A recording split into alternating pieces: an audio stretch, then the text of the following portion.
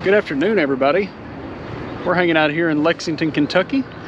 Just watching some more bad weather roll through here. The sky's starting to get kind of dark and the watches and warnings are starting to go up. We've seen this thing tracking through the U.S. I know some areas got hit really bad.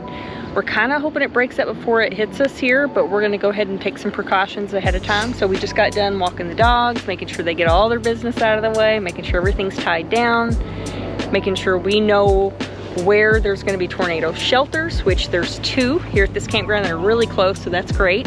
Yeah, we're not weather experts, but we grew up in Tornado Alley, so we know how violent these spring storms can get. We thought this would be as good a time as any to talk to you guys about some precautions that you want to take when it comes down to dealing with severe weather. Or at least what we do in our RV. I wanted to give you all 6 resources that we use to monitor severe weather situations.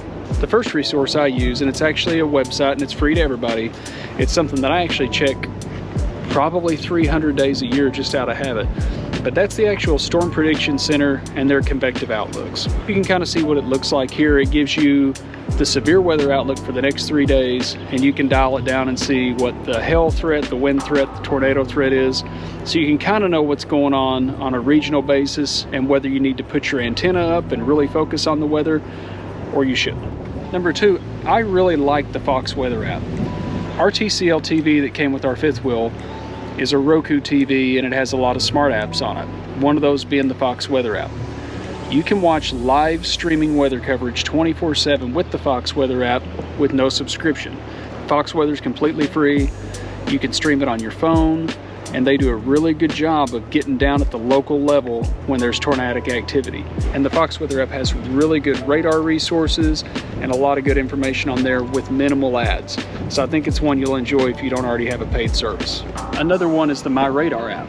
It's another free app from the App Store if you have an iPhone. I'm sure they have an Android option too, but it's a little bit more of an in-depth radar that's going to give you storm tracks. It's going to show you warnings from counties that are far away from you so you can kind of track the storm, give yourself an idea of how worried you need to be before you jump in the truck and take off. Another good resource I like to use is mapdevelopers.com. Again, I'll put a link down in the description. Where this comes in handy is knowing what county you're in. The link in the description is going to take you to a website where you can just find my location. Your iPhone's probably going to ask you, do you want to allow it to see where you're at?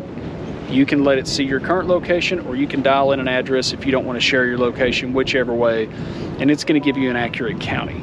It's important to know what county you're in for the sake of your NOAA radio. If you don't have one, this is one of the cheapest accessories you can buy for your RV, for your home, get one for your office. These things are going to run off the National Weather Service weathered bands, and you can pick one up almost anywhere. When you land somewhere, find the channel that works best and gets the best reception, and then dial in your county. And at least for us, we don't sleep through it. The National Weather Service in Louisville has issued a severe thunderstorm warning for Garrett County. We like to put ours at the opposite end of the camper from the bedroom. That way there's no rolling over and doing the snooze button thing and silencing it. Another resource, and it's one that probably all of us have out on the road, and that's your TV and the antenna that came with your rig. I try to make it a practice no matter what the weather's doing or what the situation is. When I land at a campground, one of the first things I do is scan for antenna channels on my TV. That's going to give you access to local news and weather that'll tell you what's going on in the neighborhood you're in. You don't want to be doing a 90-second channel scan at 2 a.m. in the morning when you should really be watching the weather and making some key decisions. We always have a go bag by the door.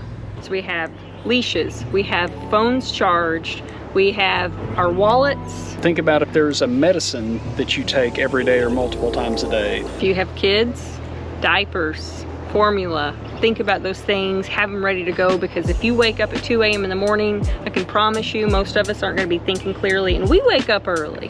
You could do it as extensively or as little as you want, but the main thing is to have that stuff ready to go by the door so that you can react quickly and get out. I want to bring to your attention something that actually happened to us the last time some storms came through. We went to bed knowing some storms were rolling through, and we woke up the next morning surprised that we didn't get any alerts overnight. We had our phones and tablets hooked up to Wi-Fi, which was running off the Starlink. when the storms got bad, the Starlink lost signal, our phones think they have internet, but we didn't get any alerts because there was no internet connection. So something we did not think about. Something we never thought about. So one thing we're putting into practice now is when we go to bed, if there's supposed to be bad weather, one of us or both of us turns the Wi-Fi off on our phone and just relies on cellular. Something like that, just to make sure that you've got a couple of different ways to get alerts. And as you can tell, we're still honing our process. So if you have a process that you do, drop it in the notes, let us know. Yep. And we may want to add it to our list too. I want to close out by reminding everybody to be safe, be alert. We're going to put a lot of links in the description here for the things that we mentioned. I just felt the sprinkle. I can see the clouds rolling in, and it's about time for them to hit. So we're going to go finish packing that bag that we said we were going to do a few hours ago and finish this. If you guys like this video, give us a like or drop us a comment in the comments section. If you haven't already, please be sure to hit that subscribe button, and we will see you guys on the next video. See you later.